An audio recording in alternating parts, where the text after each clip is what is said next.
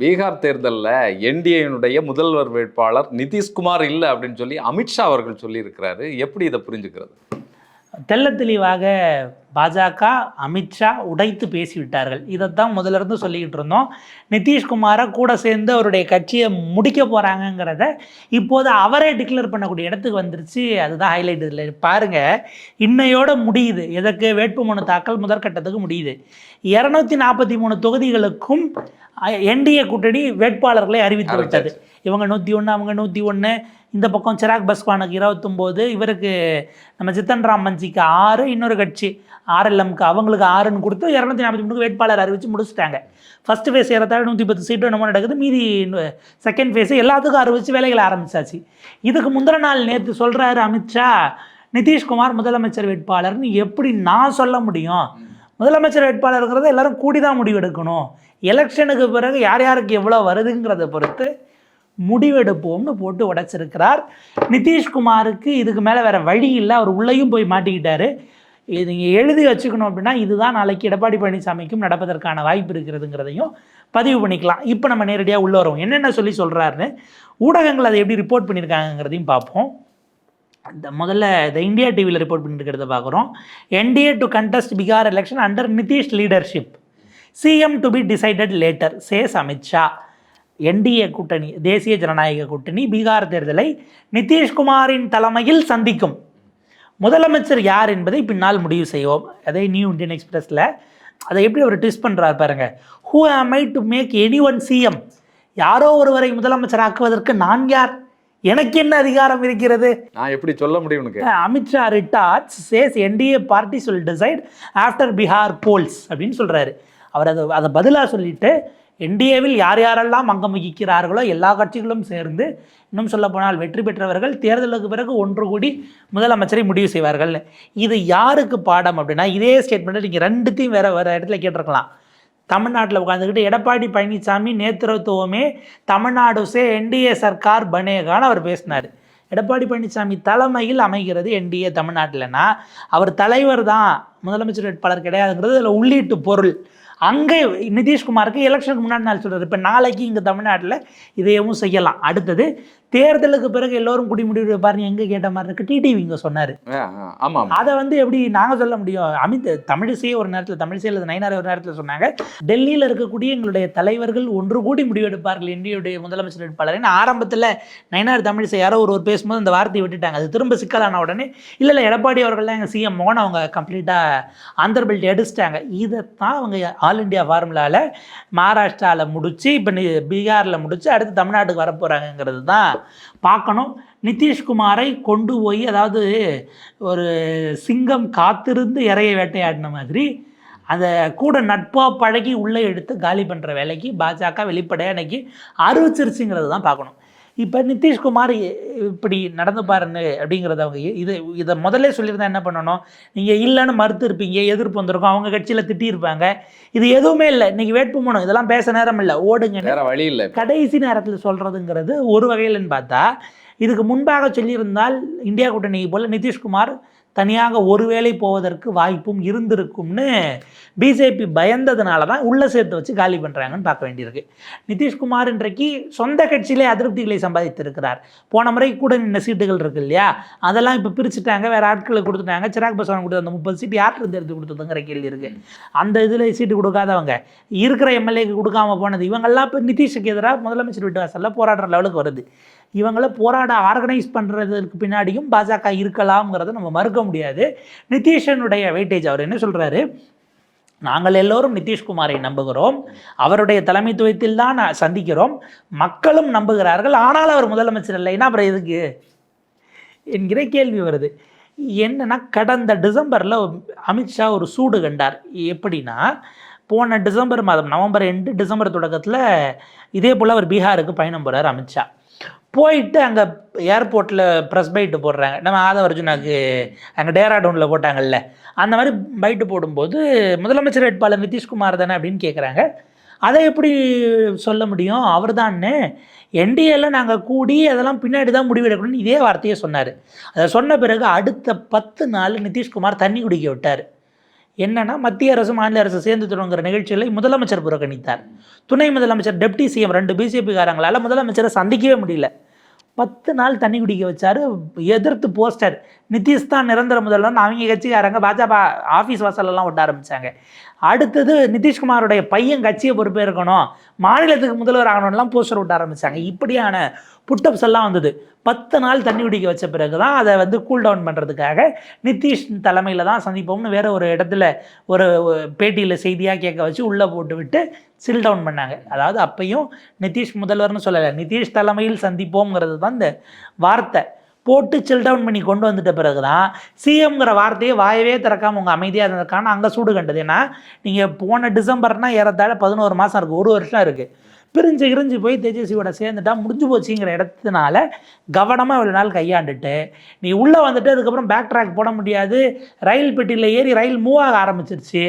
இப்போ ஒன்றை இருக்கிறதெல்லாம் பறிக்க போகிறேன் அப்படின்னா என்ன, பாதியில் நீ எங்கே டைவ் அடிச்சா குதிக்க போகிற, கார்டும் எங்காலும் கதவு பூரா உள்ளே புட்டியாச்சுங்கிற கணக்குக்கு உள்ளே வச்சு கழுத்து இருக்கக்கூடிய வேலையை வெளிப்படையாக பாஜக செய்கிறது.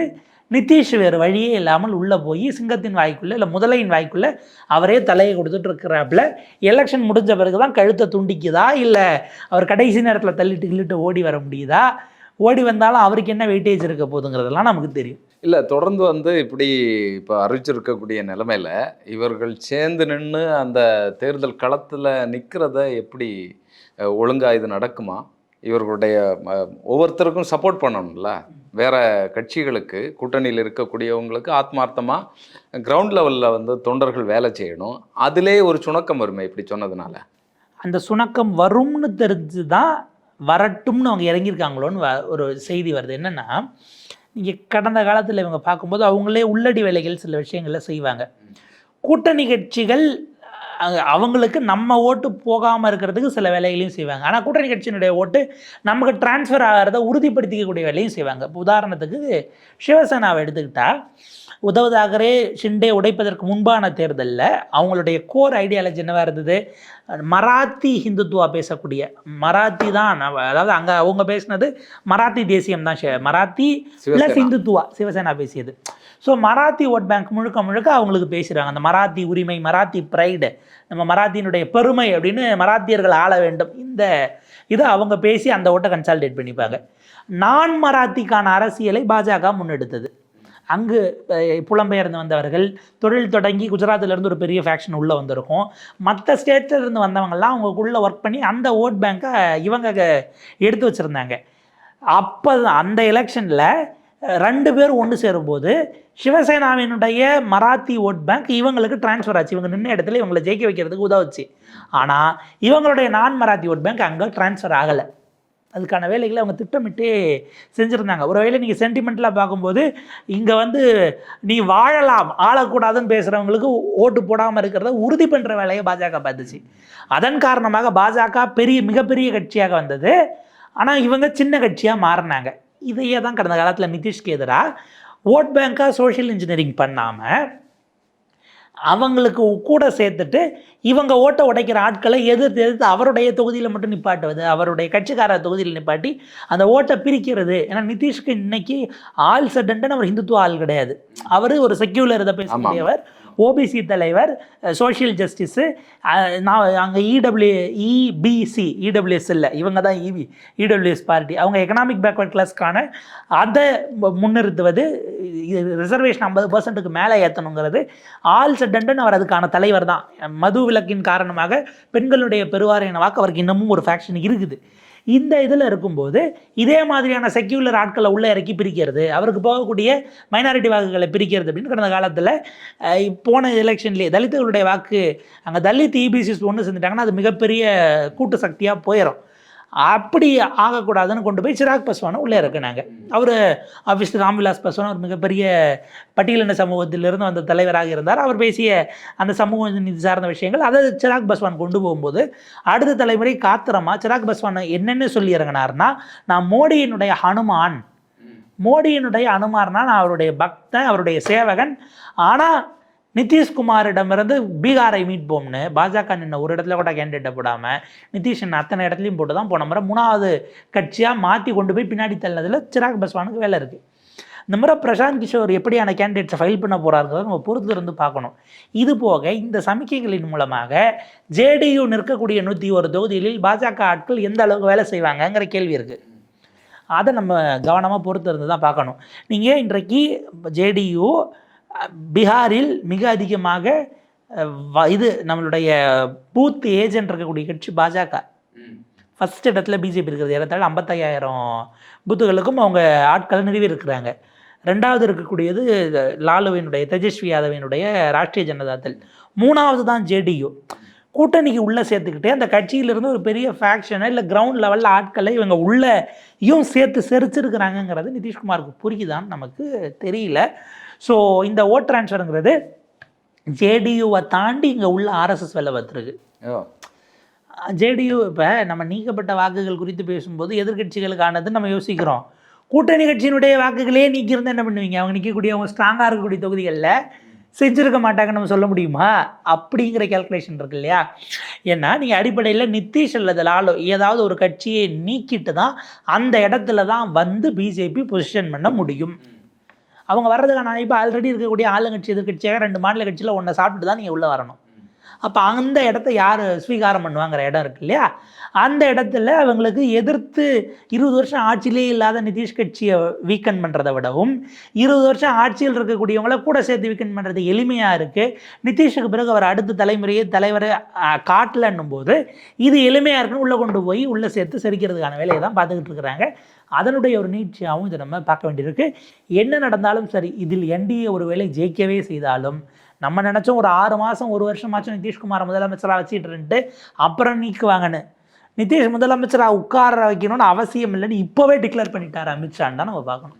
இல்லை, இது இதில் இருக்கக்கூடிய அடுத்த கட்ட தலைவர்கள், தொண்டர்கள், இவர்கள் மத்தியில் ஒரு சிக்கலை இப்போதைக்கு உருவாக்கும். இதில் அந்த கலங்கக்கூடிய குட்டையில் மீன் பிடிக்கிற மாதிரி உள்ளே இறங்கி பாஜகவுக்கு அந்த ஆட்களை 2ஆம் கட்ட தலைவர்களாக உள்ளே எடுக்கக்கூடிய வேலையை ஒட்டுமொத்தமாக நிதிஷ்குமாருடைய கட்சியை அழிக்கக்கூடிய வேலையை இதில் செய்வாங்களா அப்படிங்கிற ஒரு பார்வை இருக்கு. என்னென்னா அடுத்த 21 நாள் அங்கே இந்த கலக்கங்கிறது தேவைன்னு அவங்க பார்க்குறாங்க. என்னென்னா இந்த குழம்புன குட்டையில் இங்கேருந்து கூட்டணி கட்சியிலேருந்து பிடிக்கிறதுக்கு பதிலாக எதிர்கட்சியில் உள்ளே வரணும். எதிர்கட்சி இதை விட பெருசாக குழப்பிக்கிட்டு இருக்குங்கிற ஒரு சிக்கல் இருக்குது. நீங்கள் அடுத்த 20 நாள் ஏன்னா இப்போ வேட்புமனு முடிஞ்சிருச்சுன்னா அதுக்கப்புறம் கேண்டிடேட்டை மாற்றி போட முடியாது. செகண்ட் ஃபேஸில் தான் போட முடியும். அப்படியே தவனாலும் அங்கே உங்கள் கட்சியில் கேட்குறது அந்த இடத்துல தொகுதியை கேட்குறதுக்கு ஆட்கள் ஏற்கனவே 2-3 பேர் இருப்பான். நீ அதை மீறி இங்கேருந்து உடச்சிட்டு வந்தவனு கொடுத்தா உன் கட்சிக்காரன் உள்கூத்து பார்ப்பான். பாஜக கடந்த முறை 240க்கு வந்து நின்றதுக்கு மிகப்பெரிய காரணம் ஏறத்தாழ அவங்களுக்கு 80லேருந்து 90 தொகுதிகள் நீங்கள் புதுசாக வந்து அவங்கள உள்ளே போட்டு உட்கட்சிக்காரன் வேலை செய்யலைங்கிறதுனால போனது அப்படிங்கிறதுக்காகவும் பார்க்கப்படுகிறது. ஏன்னா நீங்கள் மொத்தமாக காங்கிரஸ் இருந்து அத்தனை பேர் இங்கே சேர்த்துட்டு அவங்களே சீட்டு கொடுக்குறீங்கன்னா அதே போல் காங்கிரஸ் சில இடங்கள் அவங்க ஸ்ட்ராங்காக இருக்கிற இடத்துல செஞ்சாங்க. அப்போ வருஷம் முழுக்க இந்த கட்சியை வளர்ப்பதற்கு இங்கே உழைத்தவர்களுக்கு என்னங்கிற கேள்வி உள்ளே வந்துடும். பாஜக கான்சியஸாக ஜேடியுக்குள்ளே சிக்கல் வந்து அவங்க உட்கட்சிக்குள்ளேயே உள்குத்து பண்ணி தோக்கடிச்சா பரவாயில்ல. இதுக்கு மேலே இந்த 20 நாட்களில் புதுசாக எந்த பெரிய முடிவும் எடுக்க முடியாது. ஒன்று. ரெண்டாவது, இவ்வளவு பெரிய குழப்பம் சிக்கல் வந்ததுன்னா இங்கே எதிர்கட்சி அதை அறுவடை பண்ண முடியாமல் இருக்குது இல்லையா? நிதிஷ்குமார் இல்லைன்னு அமித்ஷாவாச்சும் வாயை திறக்கிறாரு. தேஜஸ்வி தான் முதல்வர். இன்னைக்கு வரைக்கும் காங்கிரஸ் வாயவே திறக்கலை. தேஜஸ்வி முதல்வர் சொல்கிறத விட உங்களுக்கு அங்கே வேறு என்ன யார் இருக்கா? காங்கிரஸினுடைய மாநில தலைவர் பேர் யாருக்கு தெரியும்? பக்கத்து ஸ்டேட்டுக்காரன் ஜார்க்கண்டுக்காரனுக்கு தெரியுமா? பீகாரில் யார் காங்கிரஸினுடைய மாநில தலைவர் என்னன்னு ஏதாச்சும் தெரியுமா? ராகுல் காந்தி வந்தார், யாத்திரை நடத்தி போனார். இப்போ 2 பேரும் தனியாக நிற்கிறாங்க. ஒன்று சேர்ந்து அவங்க நிற்கிறதுக்கான வழி இன்னைக்கு வேட்புமனு தாக்கல் சார். நேற்று நைட்டு காங்கிரஸ் 48 வேட்பாளர்கள் பட்டியலை ரிலீஸ் பண்ணுது. காங்கிரஸாக ரிலீஸ் பண்ணுது. இல்லை, இது மிகப்பெரிய சிக்கலாமை. ஏற்கனவே ஓட்சோரி பிரச்சனையும் முன்னெடுத்து அங்கே மிகப்பெரிய ஒரு பேரணி இதெல்லாம் நடத்தினாங்க. இதை அறுவடை பண்ணக்கூடிய இந்த நேரத்தில் இப்படி பிரிஞ்சு நிற்கிறதுங்கிறது மிகப்பெரிய பாதிப்பை உருவாக்கும் 2 கட்சிகளுக்குமே. காங்கிரஸினுடைய பெரிய அண்ணன் மனோபாவம். நீங்கள் உங்களுக்கு 19 சீட் இருக்குதுங்க, 20 வச்சுப்போம், டபுளாக வாங்கி 40 சீட்டு வாங்கிட்டு போங்களேன். நீங்கள் ஏன் 80க்கு போகிறீங்க? என்ன இருக்கோ அதுக்கு தகுந்த மாதிரி வாங்குறது உங்களுக்கு என்ன சிக்கல்? அந்த 19ம் நீங்கள் தனியாக நின்று வாங்கியிருப்பீங்களா அப்படிங்கிற கேள்வி இருக்குது. அந்த பார்ட்னர்ஷிப் உங்களுக்கு இல்லாமல் இருந்திருந்தா அப்படிங்கிறது இருக்குது இல்லையா? இந்த இடத்துல உங்களுக்கு அந்த மாநிலமே ஏற்கனவே 20 ஆண்டுகள் கைவிட்டு போயிருக்கிறது. காங்கிரஸ் நேரில் போயிட்டு வந்தவர்கள், நம்முடைய மூத்த பத்திரிகையாளர் மோபதி சார்லாம் அங்கே ஆன்ஃபீல்டுக்கு போனார். அந்த ஊரில் பஸ்ஸையே கண்ணில் பார்க்க முடியாத நிலையில் இருக்குது. மக்களுடைய உணவு, வாழ்வியல், குடிசைகள், அந்த ரயில்வே ஸ்டேஷன் அதெல்லாம் வீடியோக்களோட அவர் கொண்டு வந்திருக்காரு. எலாபரேட்டாக அவருடைய ஃபர்ஸ்ட் லைனில் பேசியிருக்காரு. அது சொல்லும்போது நம்மளால் ஏங்க நீங்கள் உங்களுடைய மாநில தலைநகரில் ஒரு ஹோட்டலில் பார்க்க முடியலங்க. அந்த லெவலுக்கு இருக்குது. இவ்வளோ மோசமாக சீரழித்ததற்கு காங்கிரஸ் மிகப்பெரிய காரணம். அதற்கு பிறகு லாலு உண்டதுலேயும் ஒன்றும் பெரிய மறுமலர்ச்சிலாம் கொண்டு வந்துடல. பிஜேபி ஆஃபீஸில் நாங்கள் வந்தால் கரண்ட்டு கம்பம் கொடுத்து மின்சாரம் கொண்டு வருவோன்னு போட்டு அவங்க பிரச்சாரம் பண்ணிக்கிட்டு இருக்காங்க சார். அப்போ இவ்வளவு சீரழிவுக்கும் பின்னாடி இருந்து போதுமான அளவுக்கு பங்கு பிரித்து கொண்டு போய் மக்களுக்கு சேர்க்க வேண்டியதை எதையும் சேர்க்காமல் இருந்த பொறுப்பு உங்ககிட்ட இருக்கும்போது அதனால தான் நீங்கள் திரும்ப திரும்ப நிராகரிக்கப்படுகிறீர்கள். உங்களுக்கு 90களில் மண்டல் பாலிடிக்ஸ் வந்த பிறகு ஏறத்தாழ உங்களுக்கு 25-35 ஆண்டுகளாக அங்கே நீங்கள் ஸ்டேக்கே இல்லாத இடத்துல போய் நீங்கள் எதன் அடிப்படையில் கேட்குறீங்க அப்படிங்கிறது வருது. அப்போ இந்த சூழலில் இது காங்கிரஸினுடைய வரட்டு பிடிவாதம். தேஜஸ்வி யாதவ் 240 மில்லியன் தனியாக போட்டோம். அவரால் என்ன முடியுதோ அவர் செஞ்சுட்டு போட்டோம். இவங்களை கூட சேர்த்து அந்த தொகுதியை கொடுக்கறது. ஏன்னா இப்போ நீங்கள் எப்பயுமே இங்கே தமிழ்நாட்டை பொறுத்த வரைக்கும் ஒரு பாலிடிக்ஸ் சொல்லுவாங்க, சூரியனும் ரெட்டை இலையும் மோதனா அதுக்கான வெயிட்டேஜ் வேறு. சூரியனை இந்த பக்கம் போட்டுட்டு இந்த பக்கம் உங்கள் கூட்டணி கட்சின்னு தாமரையோ இல்லை சைக்கிளோ இல்லை வேறு ஏதோ வருதுன்னா இதுக்கு வெயிட்டேஜ் கூட அடிப்படையில் போய் சேர்ந்த சின்னம்னு. அதே ரிவர்ஸில் இங்கே ரெட்டையில் இருக்கும்போது இங்கே அறிவாள் சுத்தியலோ நட்சத்திரமோ பானையோ வேறு ஏதோ வருதுன்னா ரெட்டையிலைக்கு வெயிட்டேஜ் கூடம்பாங்க. அந்த மாதிரி அங்கே ராந்தல் வருதுன்னா இங்கே நிதிஷ்குமாருடைய கட்சி வர்றதான் கரெக்டாக இருக்கும். அந்த வெயிட்டேஜை தாண்டி கொண்டு போய் தாமரையை விடுறது இல்லை கை சின்னத்தை விடுறதுங்கிறது அடிப்படையிலே பர்செப்ஷன் பேட்டிலாகவே மக்களுக்கு அது கொண்டு போய் சேரலை. அதை தேடி போடுறதுங்கிறதெல்லாம் சிக்கல் இருக்குது. இவ்வளவும் தாண்டி நீங்கள் போட்டீங்க அப்படின்னா தனியாக போய் அவர் கட்சியை அவர் காப்பாற்றணும்னா தேஜஸ்வி தனியாக போகிறதே பெற்று அந்த நிலைக்கு காங்கிரஸ் தள்ளி இருக்கிறது அப்படிங்கிறத நம்ம பார்க்கணும். ஒருவேளை இது திரும்பவும் என்டிஏ வசம் போனது என்று சொன்னால் அதுக்கு முற்றுமுழுதான பொறுப்பும் காங்கிரஸை தான் சாரும். பாஜகவை மீண்டும் ஒரு மாநிலத்தில் ஆட்சியை தொடர வைப்பதற்கு செய்த வேலை, அந்த பெரும் புண்ணியம், பெரும் பேர், இது இப்படியே ட்ராவல் ஆச்சுன்னா அடுத்த 5 ஸ்டேட் எலெக்ஷன் இருக்குது, மம்தா கிட்ட சேர்க்க மாட்டாங்க. அசாமில் காங்கிரஸுடைய மறுமலர்ச்சி என்ன பண்ண போறீங்க? உங்ககிட்ட இருந்து கட்சி மாறி போய் அங்கே அமைச்சராகி முதலமைச்சராகவே ஒருத்தர் 5 வருஷத்தை முடிச்சிட்டாரு. என்ன பண்ண முடியுது? காங்கிரஸில் மறுமலர்ச்சி நீங்கள் என்ன பண்ணீங்க? அஸ்ஸாமில் அவ்வளவு கொடூரம் சிறுபான்மையினருக்கு எதிராக நிற்கிது. அஸ்ஸாம் நடுங்கிற அளவுக்கு ஒரு போராட்டத்தை நீங்கள் செஞ்சீங்களா? 10 வருஷத்துக்கு முன்னாடி நீங்கள் ஆளுங்கட்சியாக இருந்த ஏரியா அது. உங்களால் அங்கேயே பண்ண முடியலன்னும் போது 35 வருஷத்துக்கு முன்னாடி ஆளுங்கட்சியாக இருந்த இடத்துல நீங்கள் என்ன பண்ணிட்டீங்கிற கேள்வி வருது. அப்போ இவ்வளவு இருக்கும்போது அவங்க மறுபரிசீலனை பண்ணலாம். இப்போ நாளைக்கு தமிழ்நாட்டில் வந்து எவ்வளோ சீட்டு கேட்குறாங்கன்னு மட்டும் பாருங்கள். திமுக அதை என்ன மாதிரி ஹேண்டில் பண்ண போகுதுங்கிறது அவங்க கேட்குற எண்ணிக்கை கேட்டாலும் சரிங்க, எதுக்குங்க அவ்வளோ கேட்டுக்கிட்டு மொத்தமாகவே நின்றுங்க, போயிட்டு வாங்க, நம்ம லெவலுக்கு எரிச்சல் படுத்தினாலும் படுத்தலாம். எதை நோக்கி போகிறாங்கங்கிறத அந்த கட்சி சீரம் அவங்களுக்கே அதில் அக்கறை இல்லைன்னும் போது நம்ம பேசி என்ன ஆக போகுது. ஆனால் பாஜகவிடம் இதை முற்றும் முழுதாக 3 முறை பாஜக வந்திருக்கு அப்படின்னா நீங்கள் செய்த தவறுகள் அதற்கு காரணம் இல்லையா? செய்த தவறுகள் பிரச்சனை இல்லை, அதற்கு பிறகு இதிலிருந்து பாடமே கற்றுக்கொள்ள மாட்டேன் என்று நின்றதுக்கு காரணம் இல்லையா? இந்த 15 ஆண்டுகள் எதிர்கட்சியாக என்னென்ன அரசியலை செய்து மக்கள் மனதில் கொண்டு போய் பதிவு செய்கிற அளவுக்கு நீங்கள் செஞ்சீங்க. ராகுல் காந்தி என்கிற ஒரு தனி மனிதரை வைத்துக்கொண்டு இந்தியா முழுமையிலும் அவர் ஒருவரே போதும்னு நினைக்கிறது அது வந்து அரசியல் அரிச்சுவடிக்கை எதிரானது இல்லையா? பாலபாடம் தெரிஞ்சவங்க கூட அதை பண்ண மாட்டாங்களே அப்படிங்கிறதாக தான் நம்ம பார்க்க வேண்டியிருக்கு. இன்னொரு தாவேக்காவாக நீங்கள் அகில இந்திய அளவில் வரணும், அவர் மூஞ்சை மட்டும் காட்டி வாங்கிடலான்னு முயற்சி பண்ணுறீங்களாங்கிற கேள்வி தான் நம்ம கேட்கணும். தொடர்ந்து பார்ப்போம் பீகார் எலெக்ஷனில் என்ன நடக்கு அப்படிங்கிறது. இப்போ அறிவிச்சிருந்தா கூட அதுக்கு பிறகு சில பேச்சுவார்த்தைகள் மூலமாக அந்த ஓட் ஷேரிங் நடக்கிறதுக்கான சூழலும் உண்டு, அதை மறுக்கிறதுக்கு இல்லை. அதற்கு முன்னால் சில நபர்களை வந்து பின்வாங்க வைக்கிறது, இது எல்லாமே நடக்கும். வாபஸ்ங்கிறது இருக்குது. அதுக்கு உங்கள் கட்சிக்காரங்களும் தாக்கல் பண்ணியிருக்கணும். ஆமாம், இன்னைக்குள்ள நைட்டுக்குள்ளே லிஸ்ட்டை ரெடி பண்ணி 110 தொகுதிக்கு நான் அறிவிக்கிறேன்னு இப்போ தேஜஸ்வி அறிவிப்பார். வேட்புமனு வாபஸ் நீங்கள் அதுக்குள்ளே உடன்பாடு வந்தால் வாங்கலாம். ஆனால் தொண்டங்க என்ன, அவன் அந்த 4 நாள் அவன் உனக்கு எதிர்த்து அரசியல் பண்ணு மோடுக்கு வந்துட்டானா அவன் எப்படி உனக்கு வேலை செய்வாங்கிறது இருக்குல்ல.